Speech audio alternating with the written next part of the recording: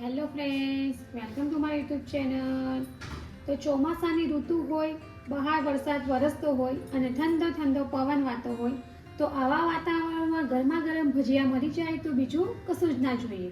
તો આજે હું તમારી સાથે મરચાંના ભજીયાની રેસીપી શેર કરવાની છું. તો આ જે મરચાંના ભજીયા છે તે આપણે બે અલગ રીતે બનાવીશું. જેમાં આપણે આખા મરચાંના ભજીયા બનાવીશું અને બીજા ભજીયા છે મરચાં બાઇટ્સ બનાવીશું. તો ચાલો આપણે શરૂઆત કરીએ મરચાંના ભજીયા બનાવવાનું. તો સૌથી પહેલાં આપણે આખા ભરેલા મરચાંના ભજીયા બનાવીશું. તો એના માટે મેં અત્યારે એક મિક્સર બાઉલ લીધો છે. ત્યાર પછી આપણે તેમાં થોડી લસણની કળી એડ કરીશું. ત્યાર પછી થોડા આપણે એમાં આખા મરી એડ કરીશું અને આ બંને વસ્તુને આપણે મિક્સરમાં ક્રશ કરી લઈશું. તો આ રીતે જે લસણની કળી છે અને મરી છે એ ક્રશ થઈ ગયા છે. ત્યાર પછી હવે આપણે તેમાં થોડું ફરસાણ એડ કરીશું. એટલે કે અહીંયા મેં મિક્સ ચવાણું લીધું છે. આ રીતે થોડા મોટા ગાંઠિયા આવે એ ચવાણું આપણે લેવાનું. તો હવે એને પણ આપણે મિક્સરમાં ક્રશ કરી દઈશું. તો આ રીતે આપણે બધી જ વસ્તુને એકદમ સરસ રીતે ક્રશ કરી લીધી છે. ત્યાર પછી હવે આપણે એને બાઉલમાં બહાર કાઢી લઈશું. ત્યાર પછી હવે આપણે આમાં વરિયાળી જે ક્રશ કરેલી છે એ એડ કરીશું. ત્યાર પછી મેં અહીંયા સૂકા ધાણા આવે છે તેને આ રીતે અધકચરા ક્રશ કરી લીધા છે, તે આપણે થોડા એડ કરીશું. ત્યાર પછી અહીંયા મેં થોડી સુગર લીધી છે અને સોલ્ટ છે એ આપણે એડ કરીશું. ત્યાર પછી હવે આપણે થોડા કોથમીર એડ કરીશું અને હવે આપણે લીંબુનો રસ એડ કરીશું.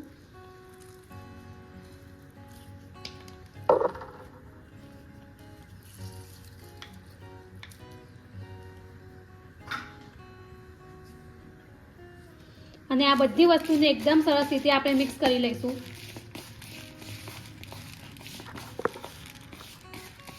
તો આપણું સ્ટફિંગ રેડી છે. ત્યાર પછી હવે આપણે આગળની પ્રોસેસ કરીશું. ત્યાર પછી અહીંયા મેં આ ટાઈપના જે મોરા મરચાં આવે છે તે લીધા છે, જેને આપણે આ રીતે વચ્ચેથી કટ કરી લઈશું અને અંદરના જે બિયા છે અને જે નસો છે એને આપણે બહાર કાઢી લઈશું.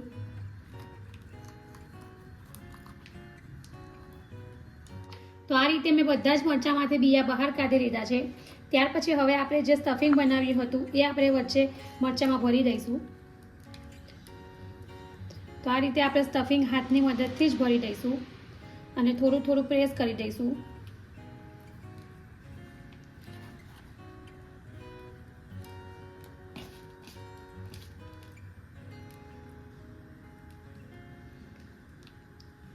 આ રીતે આખા મરચાંમાં આપણે સ્ટફિંગ ભરી દઈશું. તો આ રીતે આપણે મરચાંમાં સ્ટફિંગ ભરી દીધું છે. ત્યાર પછી બીજા બધા મરચાંમાં પણ આપણે આ જ રીતે સ્ટફિંગ ભરી દઈશું. તો આ રીતે મરચાંમાં આપણે સ્ટફિંગ ભરી દીધું છે અને બીજા બધા મરચાંમાં પણ આપણે આ જ રીતે સ્ટફિંગ ભરી દઈશું. તો આ રીતે આપણે બધા જ મરચાંને સ્ટફિંગ ભરીને રેડી કરી લીધા છે. ત્યાર પછી હવે આપણે ચણાના લોટનું બેટર બનાવીશું. તો એના માટે મેં અત્યારે કાચનો બાઉલ લીધો છે. ત્યાર પછી આપણે તેમાં ચણાનો લોટ એડ કરીશું. ત્યાર પછી હવે આપણે તેમાં થોડું સોલ્ટ એડ કરીશું. ત્યાર પછી હવે ચપટી હળદર એડ કરીશું.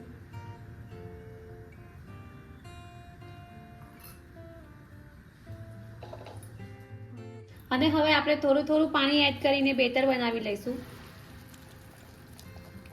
તો બેટર આપણે ન વધારે પતલું કે ન વધારે જાડું, મીડિયમ જ બેટર બનાવીશું.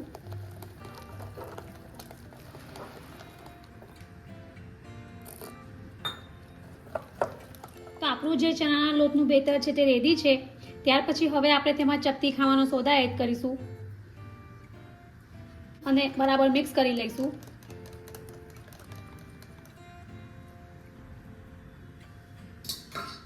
ત્યાર પછી હવે અહીંયા મેં એક ગ્લાસ લીધી છે, જેમાં આપણે જે આ બેટર બનાવ્યું છે તે એડ કરીશું.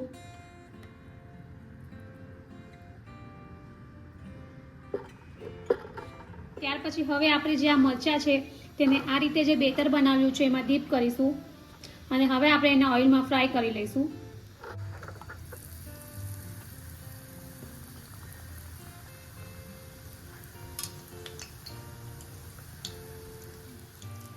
તો આ રીતે આપણા જે મરચાંના ભજીયા છે એ ફ્રાય થઈને રેડી છે.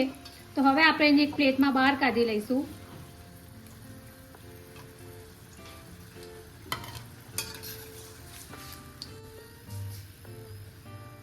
ત્યાર પછી હવે આપણે મરચાં બાઇટ્સ બનાવીશું. તો એના માટેનું સ્ટફિંગ બનાવવા માટે મેં અત્યારે બોઇલ્ડ પોટેટોસ લીધા છે, જેને આપણે મેશ કરી લઈશું.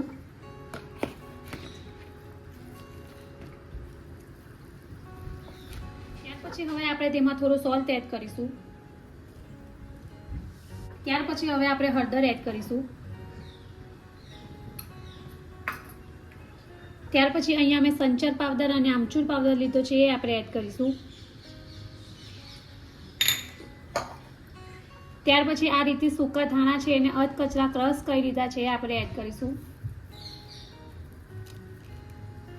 ત્યાર પછી હવે આપણે આદુ મરચાં અને લસણની પેસ્ટ છે એ એડ કરીશું.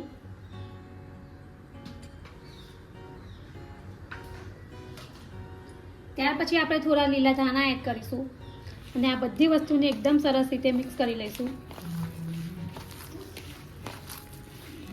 તો આપણો જે સ્ટફિંગ માટેનો મસાલો છે એ રેડી છે. અને હવે અહીંયા મેં આ જે મોરા મરચાં આવે છે તે લીધા છે, જેને આપણે આ રીતે કટ કરીશું.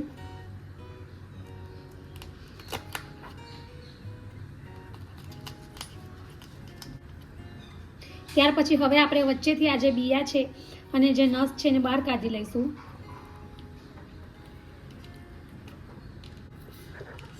આ રીતે આપણે મરચાંમાંથી બિયા કાઢી લીધા છે અને આ શેપમાં કટ કરી લીધા છે. ત્યાર પછી હવે આપણે સ્ટફિંગ ભરીશું. તો આ જે આપણે સ્ટફિંગ બનાવ્યું છે એ આ રીતે આપણે મરચાંમાં ભરી દઈશું.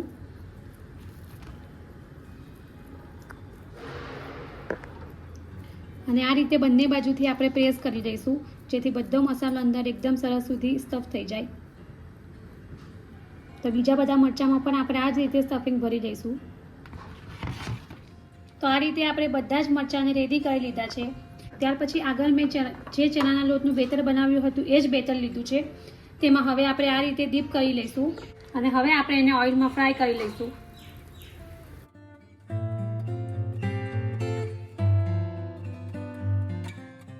તો આ રીતે આપણા જે મરચાંના બાઇટ્સ છે તે ફ્રાય થઈને રેડી છે.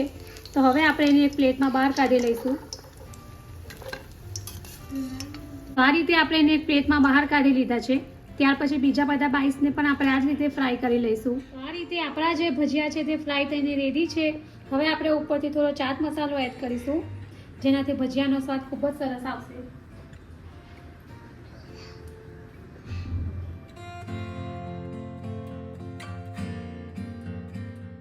તો રેડી છે વરસાદમાં ખાવાની મજા પડે તેવા ગરમા ગરમ મરચાંના ભજીયા. તો ફ્રેન્ડ્સ, તમે મરચાંના ભજીયા તો ઘણી વાર બનાવતા હશો, પણ જો આ રીતે ક્યારેય ટ્રાય ન કર્યા હોય તો એકવાર જરૂરથી ટ્રાય કરજો અને કમેન્ટ બોક્સમાં મને જણાવજો કે તમને મારી આ રેસીપી કેવી લાગી છે. જો તમને મારી આ મરચાંના ભજીયાની રેસીપી પસંદ આવી હોય તો મારી ચેનલને લાઈક અને શેર જરૂરથી કરજો અને આવી જ બીજી નવી નવી રેસીપીઓ જાણવા માટે મારી ચેનલને સબસ્ક્રાઈબ કરવાનો ભૂલતા નહીં. તો ફરી પાછા આવા જ નવા વિડીયો સાથે મળીશું. ત્યાં સુધી bye bye and thank you for watching my video.